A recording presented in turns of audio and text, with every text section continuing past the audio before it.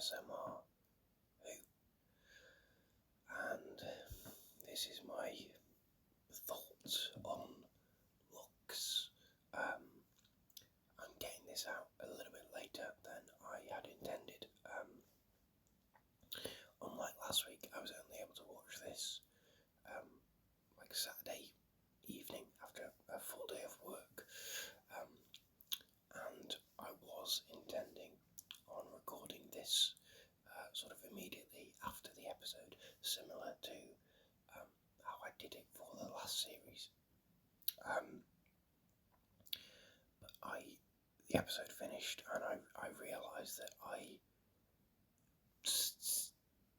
it simply was not like if I had tried to record my reaction immediately, it would have been so incoherent, and these videos aren't planned out or scripted in any way at all, and sometimes they are probably a little incoherent. It would have been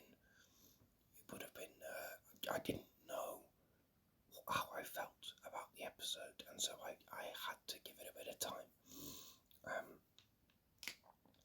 So I've seen other people's reactions and thoughts on it.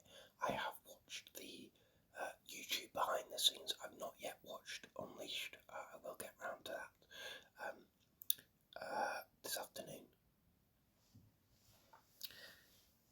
And the general reaction has been very, very positive. People have really liked this one, and for the most part, I would agree. I was massively engaged.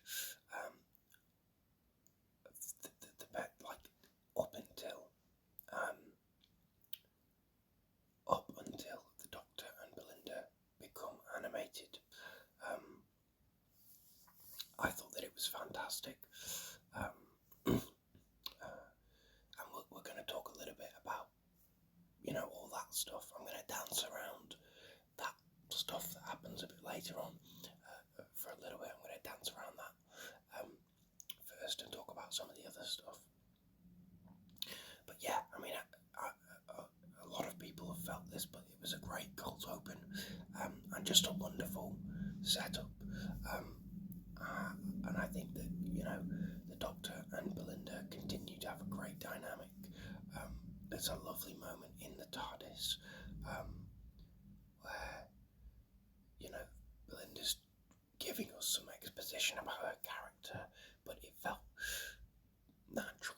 The Doctor's doing a thing and he's asking, and you kind of get the sense that, the Doctor wants to know as well, because he's interested in everyone.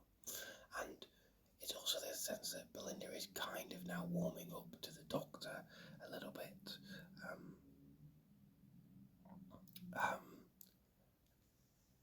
In that sense that, like, people just tell the Doctor things because he's got one of those faces.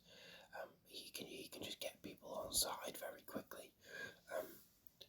So that was a wonderful moment. A strange use of Amy's theme there, which then, of course, comes back much more significantly later on. But yeah, that initial scene in the TARDIS was really lovely. I thought it was interesting that they kind of repeated the shot from the Devil's Court of the getting the costumes for the time travel. I thought the scene in the diner was great. I was a little bit like, why is a diner open at 4 a.m? But hey, maybe it's a 24-hour diner.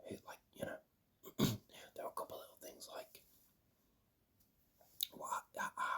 how is the caretaker, the projectionist in cinema, like, what is he eating? He's hiding away in one room and he's been there for 3 months, but you can kind of explain those little things away, and they don't ultimately matter to the story as a whole. But yeah, the stuff in the diner was great. The conversation the Doctor and Belinda had with that mum,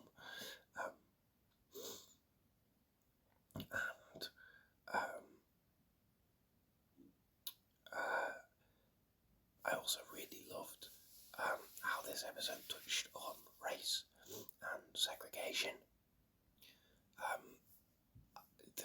The way it was commented, I think because last series had not kind of touched on the Doctor's race at all, apart from Dawn Bubble, where it's kind of the whole point. But certainly when they'd gone into the past, there was no comment on race at all. But seeing, just that moment where the Doctor goes, oh, there's no one around, and then looks at his hand and goes, maybe that's not a bad thing. The idea of bending the rules in the diner because it is a segregated space, and the cinema being a segregated space, and you've not got these characters are good people, so they're not racist. They're not, they are part of this inherently racist kind of societal structure, but they're not inherently racist characters, which is,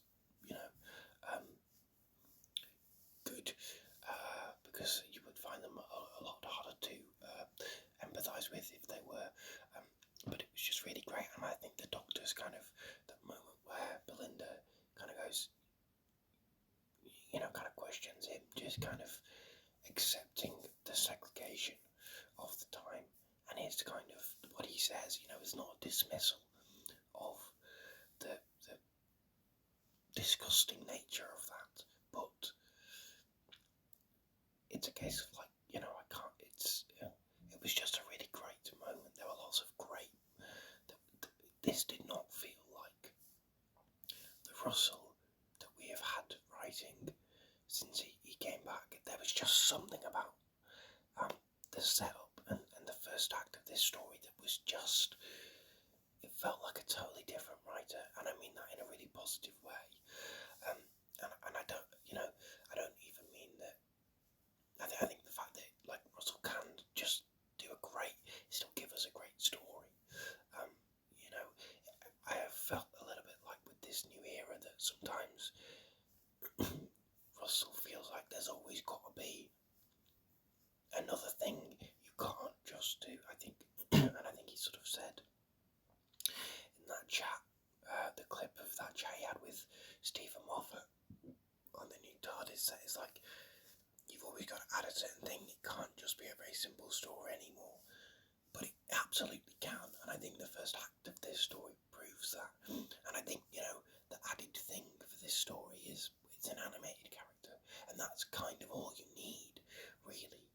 And it's, the fundamentals are so strong, and I think it's a testament to the fundamentals of the story setup that it can then go and do something so kind of outrageous and arguably show-breaking as it does, and the reaction is still this positive. The character of Mr. Ring-a-Ding as well, again, that's had a lot of praise. I think great. I think a great vocal performance from Alan Cumming. I think a great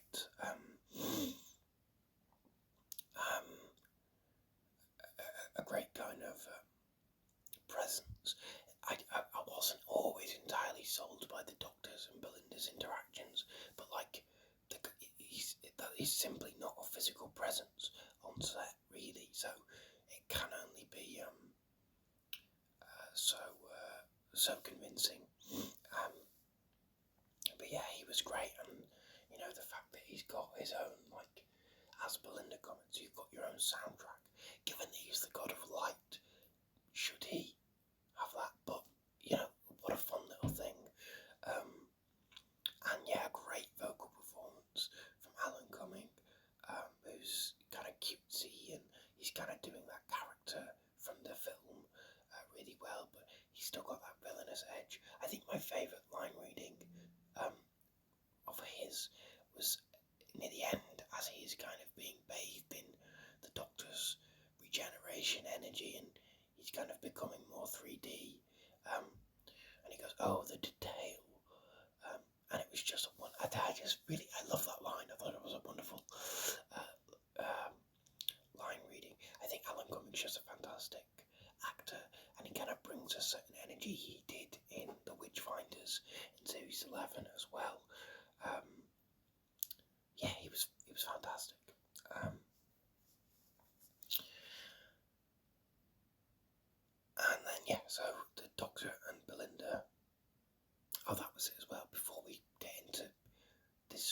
was going to say when it goes off the rails. I'm not sure. Before it kind of, goes a certain way. I also want to mention as well the projectionist character. That was another lovely moment of, obviously he's trying to help the Doctor and Melinda. He's trying to get them to leave. He has figured out a way of momentarily trapping Mr. Ringading, because he has to do the dance, and there's no real explanation for that. But I just like it's a thing of like, this is the film you've come from. You have to do the dance, unless you are told, as the Doctor says, cut. But yeah, a great moment there where he talks about how his wife had sort of come back thanks to looks, and that moment of thing like, don't tell me she's not real, because if that thing's real, then so is she, and he kind of knows that she's not real. He knows that she's dead, but it's the kind of thing that it's the thing of like, this is this horrible thing who's trapped these 15 people, and it's not fair that he is real if she isn't. Just a great moment, and the Doctor's reaction to that moment was fantastic. And yeah, and then of course Mr. Ringading shows up. I thought when he was kind of knocking at the door, I was like, well, he's 2D, surely he can just slide underneath it, and then he did. Yeah, just a really great, fun, villainous presence. And then the Doctor and Belinda get animated, and I thought it was fun that they are kind of affecting the style of vocal performance of the style of animation that they're in. The Doctor says, I've got a two-dimensional brain, and a kind of silly but a great way of having the Doctor and Belinda say out loud the things that they're kind of that they're not saying, because they have to open up, they have to gain depth, they have to become more three-dimensional, which I thought was kind of a bit silly and a bit kooky, but a great way to have those characters kind of confront each other, and the Doctor has been kind of coy about Gallifrey in a way that he wasn't with Ruby, which myself and I don't think I'm the only one, didn't kind of love the just dumping all the exposition at once in Space Babies, just throwing it all at Ruby. Whereas in this story, the Doctor kind of sidesteps the thing of Gallifrey until he has to kind of open up about it, and his own fears that he can't get Belinda home, and she's not sure he's safe, and if she trusts him, and all this was really great. The idea of pulling the kind of individual frames was a little bit strange and a little bit unusual. I think it mostly worked, and obviously when the moment of the kind of trap of the police officer and the mum character, and I was like, this isn't, I just, it would be a cruel twist to have that woman actually turn out to be a big racist, and of course it wasn't true, it was a trap, which I kind of felt was not, it was obvious but not in a bad way. And then the Doctor and Belinda break the fourth wall and meet Doctor Who fans. Now, I still don't know how I feel about this. I think it was, for the most part, handled well. I think Russell got got the tone of it right, got the jokes of it right. I think,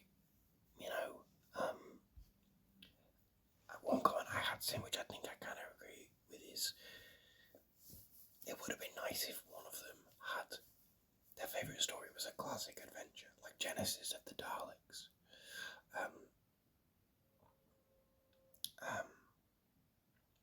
And even, because, although I think that the joke that they all love Blink, is very, very funny, but it's kind of not untrue, it's not uncommon. shows a little bit of humility as well as a sense of humour on Russell's part to be like, yeah, it's not going to be, of course it's going to be Blink. And the Doctor kind of defending all of his own adventures, and they're going, no, it's Blink. I thought it was interesting that he knew which one Blink was. He just kind of instinctively knew. Yeah, I mean, there's so much more you could have done. There's so many more jokes. You could have made jokes about missing episodes. You could have made jokes about expanding media. You could have, there's all this stuff you could have done, but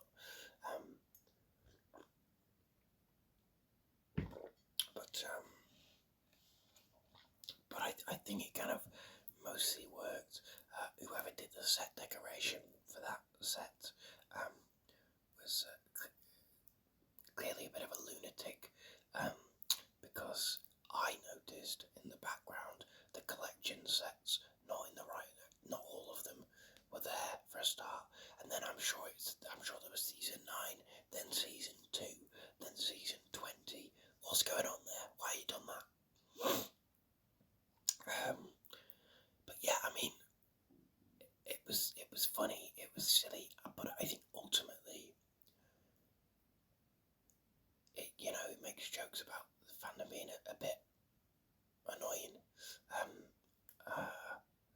a little bit kind of unbearable, but it does it in a nice way, and it kind of ultimately gets home the point of the show brings people together. It kind of makes the text the same message as what the episode Love and Monsters is also doing, which I know is not a massively popular episode. I love that episode. I always have loved Love and Monsters. I think it's fantastic, and I think what it's saying about because the characters of Linda in that episode are Doctor Who fans, basically, and it's about how the show brings people together, and it creates friendships that you wouldn't have otherwise, and I think that is fantastic. I think the fact that that episode does that. This episode, does that as well, and they say, without you we would have never met each other.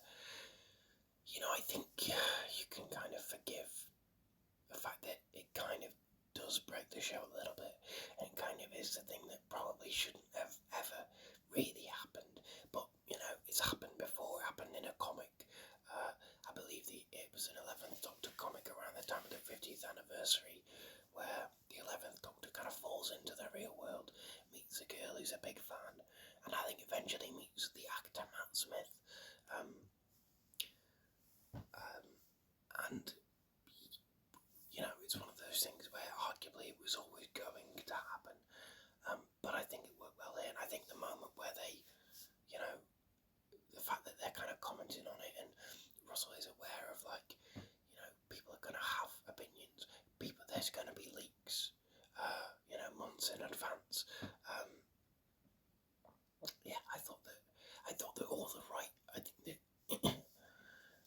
think Russell's sense of humour in this new era, the kind of what he wants to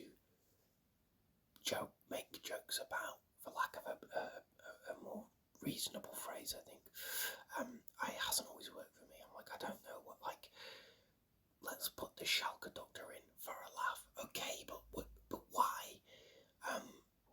But I think he really nailed the sensibilities of that moment.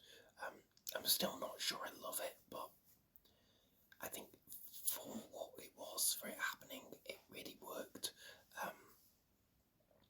And it was great that the fans used information about Belinda that we had learned from that episode as well. It was good. I don't have loads and loads to say about Resolution, aside from again, the fact that the fundamentals of this story are strong. The Doctor heals his hand with the light of his regeneration energy. We didn't need the explanation of bi-generation help doing that for him, but sure. And then Lux, who is the god of light, seeing that and going, oh, well, I'm having your light, and that will make me three-dimensional.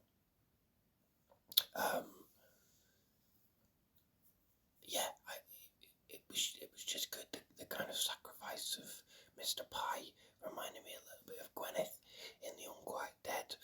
And I thought that the fact that the ending for Lux was somewhat nebulous, quite literally, because he ends up in the stars, was interesting. But yeah, I think that's kind of really all I have to say. My kind of initial thoughts. This was strong. This was a good, strong episode, and I've said it a couple of times, but it really is the fundamentals of the story that make it so strong. It's not the showy things. It's not the fact that we're doing something we've never done before. I think when you compare this to an episode like The Devil's Cord, which I think is probably the most apt comparison, really, I don't think The Devil's Cord is that good on reflection. I don't recall what my thoughts were at the time it aired. You'd have to go and watch my reaction again, but the more I think about that story, the less I like it, because I think the fundamentals of that story are rubbish. Why are the Beatles even making music if people stopped liking and listening to music like 40 years ago? It just doesn't work. It doesn't work for me. It doesn't make any sense for this. So the kind of, the basis for that story is flawed, and so the story itself doesn't come together. But the basis for this story is kind of rock solid. And as I was watching, I was like, oh, why is the diner open at 4 a.m? How has this guy been locked in a cinema for 3 months? But it doesn't matter. You can't explain those things away, and the story still works. It's not. They don't break it. And even the Doctor breaking the fourth wall and meeting his own fans, it doesn't break this story. It doesn't ruin it. It works. So yeah, I had no real expectations for this story. I think because I kind of expected a bit of a Devil's Cord situation again. But what a pleasant surprise, what a lovely surprise of an episode. And it's really reinvigorated my enthusiasm for the rest of this series. I think next week looks really fun. That, I think, is... Well, we know that there is an episode this series that is a sequel story. And the story that it is rumoured to be a sequel to, I'm not going to say, if you don't know, I would strongly suggest trying to kind of stay away from any spoilers or rumours. And I'm kind of hoping it's not that, but it could, even if it is, it could still be fantastic. I think the next time trailer, and looking at it, I was like, oh, actually, that looks quite intense and quite creepy. And I just realised as well, we've got an episode finally where the 15th Doctor is in it for the majority of the episode, and he didn't cry. He didn't cry at all the whole episode, not even when he was being blasted with light. So it's a win for everyone. But yeah, so I'm intrigued about next week, and obviously it's the first of our new writers. It's a co-write with Russell, and then we've got some new writers as well in the weeks following. I'm still not getting my hopes up for the season finale, but that could also be a real pleasant surprise as well, so we'll see. The Robot Revolution was enjoyable. This was really surprisingly strong. The series is off to a good start. I'm pleased with where we are at the moment with this series, which is just a wonderful feeling to have. So yeah, those are my thoughts on Lux. I'd be very interested to hear what people thought of it. What did you think of the story setup, the whole fan scene? How do you feel about Mr. Ringading? those things. Really be interested to hear people's thoughts on this episode. And yeah, other than that, I want to say thank you for watching.